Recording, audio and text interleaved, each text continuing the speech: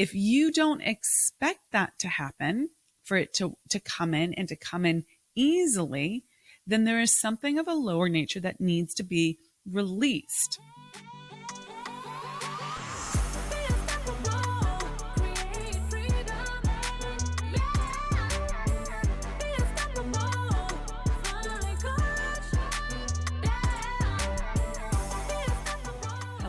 Hello, and welcome to another episode of the Unstoppable Woman podcast. I'm Amira Alvarez, founder and CEO of the Unstoppable Woman.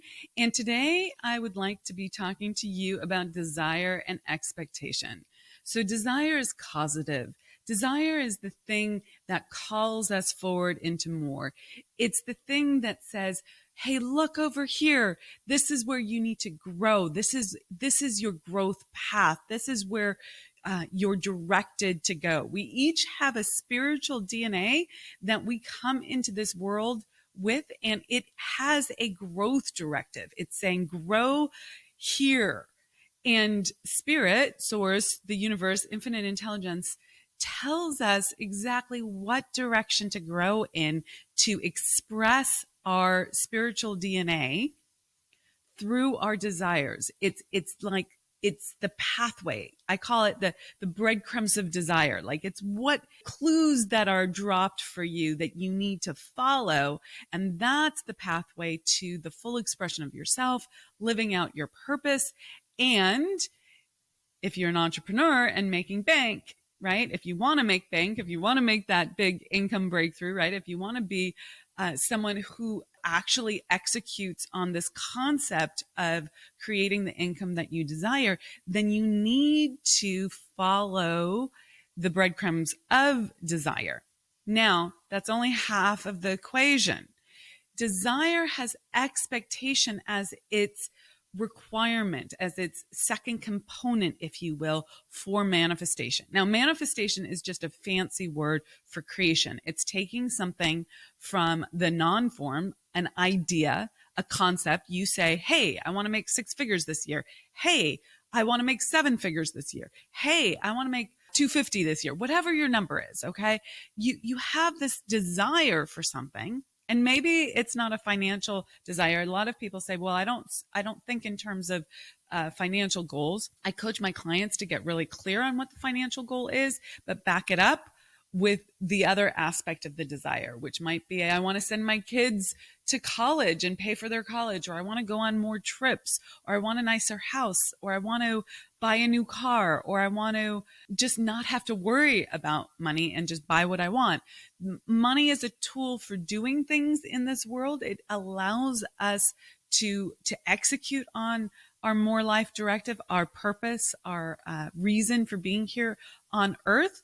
And you do need some clarity about how much you want to be creating right now. So if you think in terms of numbers, fantastic. If you think in terms of the experience or the service that you want to provide, or the thing that you want to buy, that's great. And then translate that into a number so that you have both, and you have the real desire behind it. It's really important to claim your desires, but you also need to expect it to happen. If you just want something, but you don't expect it to happen, you won't hold it clearly in your mind long enough for you to get the ideas of what to do and to stay the course to execute on it. So let's look at what this means. Let's say you do want to make a certain amount of money this month. Okay, you have an income goal. Maybe you know what your nut is to make payroll. Maybe you know what your nut is to pay all your bills. You have a certain income goal. Maybe you know what your nut is for all the things in your life, right? You want the big vacation and the pretty house and all of those things, right? Whatever it is that you're going after, you have this goal. And you hold it in your mind, and then you say something like, that'll never happen, or how is that ever going to happen? Or I don't have the clients, or they're never going to pay that much, or I can't service that number of people. I just don't have the amount of time in my schedule to do that. That is not expecting to have what you desire. That is negative faith. That is at counter purposes to holding the desire. This happens around teen too. You say you want to hire a rock star, and then you say that there's no good people out there, or it's so hard to hire, or it takes too long, or it's such a pain, or you don't have time for it. That is negative faith, right? That is saying you want something, but expecting it to be hard, expecting it to be a struggle. On the personal life side of things, because I have a very holistic approach, you have to look at it in the same way. Let's say you're looking for a different kind of relationship, whether it's with the person you're partnered with now, or you're single and you want to be with someone new. Do you actually expect the relationship that you desire, or do you think you'll never get that person's going to let you down, disappoint you, never show up? There's that good men are hard to find thing that's out in the world, or good women are hard to find.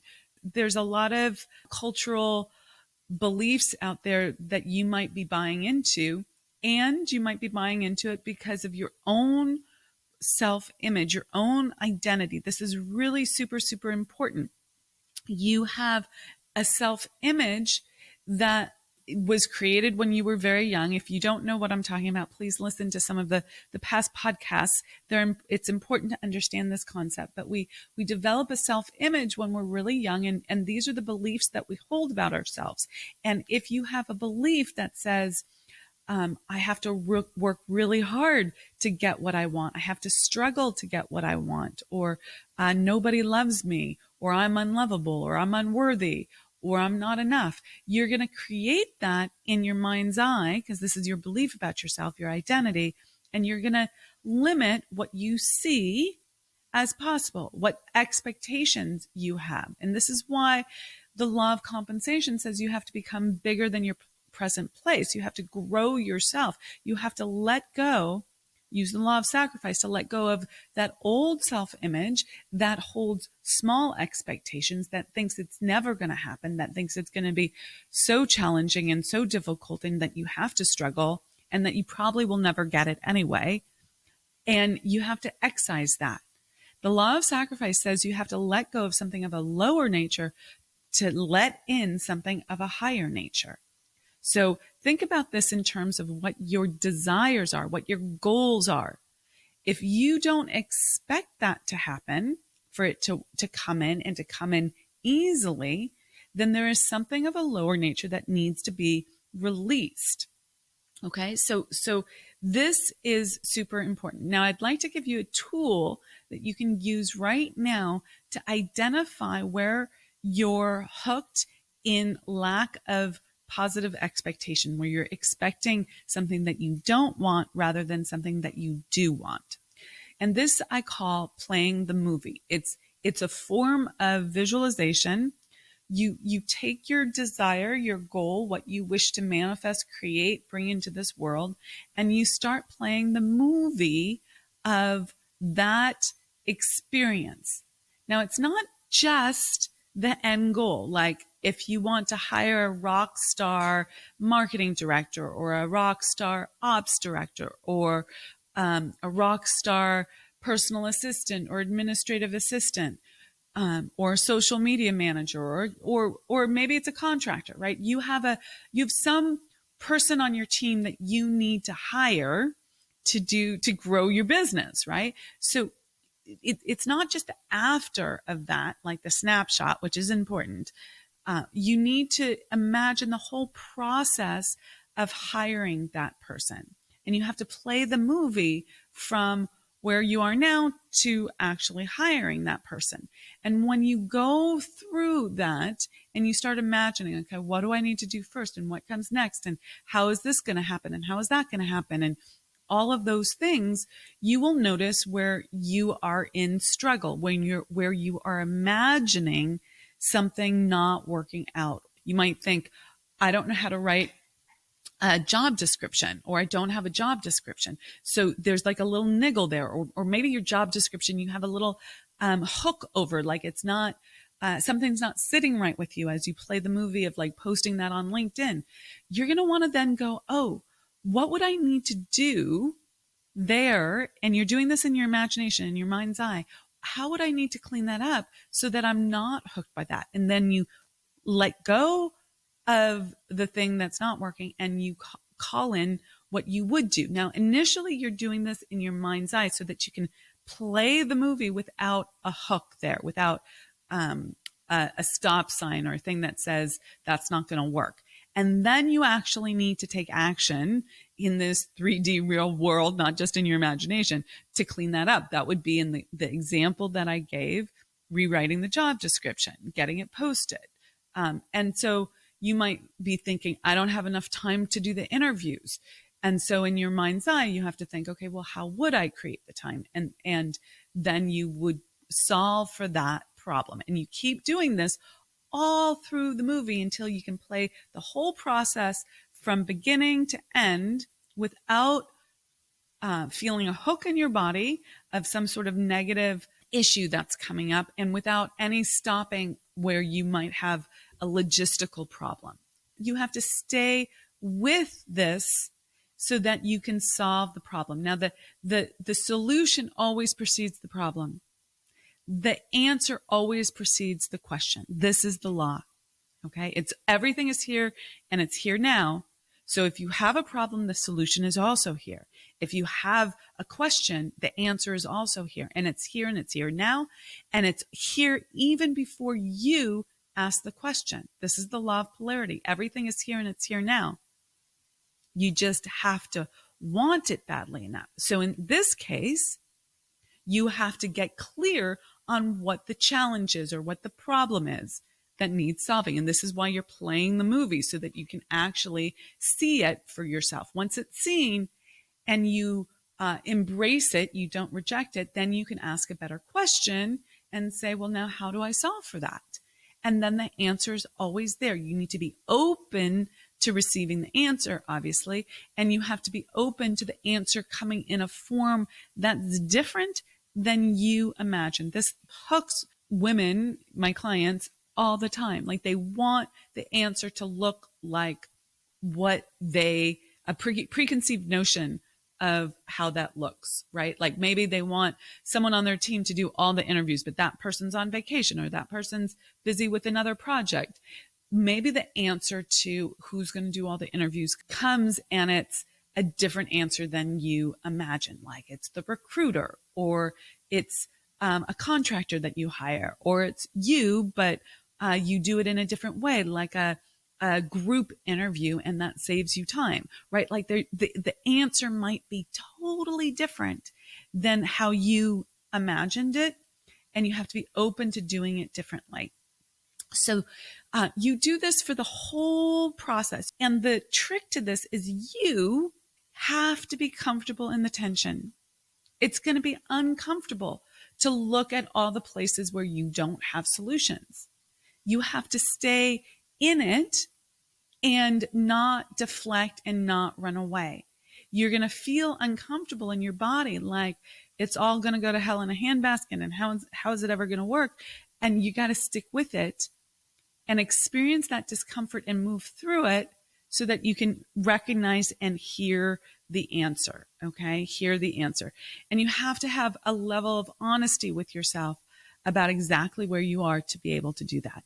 If you deflect that and say, I don't want to look at it, I don't want to look at the problem, I don't want to look at the discomfort, then you will never get the answer, okay? Because you have to acknowledge what's going on first. Now, let's give you a personal life experience. So if you play the movie of, like, let's say you want to be in a relationship, or you want your partnership to be at a higher level, and you get hooked by, but he's always like this, or she's always like this, and you go into the justification and the make wrong and the whole frustration, then you have to recognize that you are not looking to solve that problem, but you're looking to reaffirm that problem. And you have to ask yourself a better question. Who would I need to be in order for this to work out the way I want it to work out? How would I need to show up differently? And this is true in your personal life and in your business life. So You want to keep playing the movie until you get the solution. And you want to keep playing the movie again and again and again until you can go from beginning to end with a clean inside and you're like super excited and you're good to go. And then you'll be able to hold the expectation of what you want, not just the desire of what you want. And when you're able to hold both, you are able to create so quickly, whether it's in your life or your business. So that's what I've got for you today. Rock it out, be unstoppable, and I'll catch you in the next episode. Bye.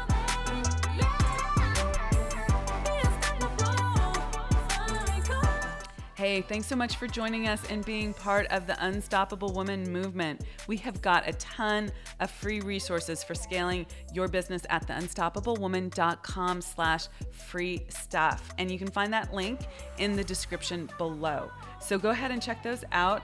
And we'd also love your help in getting our message out to more and more women. If you'd be willing to share this video with all the unstoppable women in your life, that would be fantastic. And while you're at it, hit the subscribe button so you never miss an episode. Reviews, likes, and comments are greatly appreciated. We go in and read them all. So thank you for those. And thanks for listening, and be unstoppable.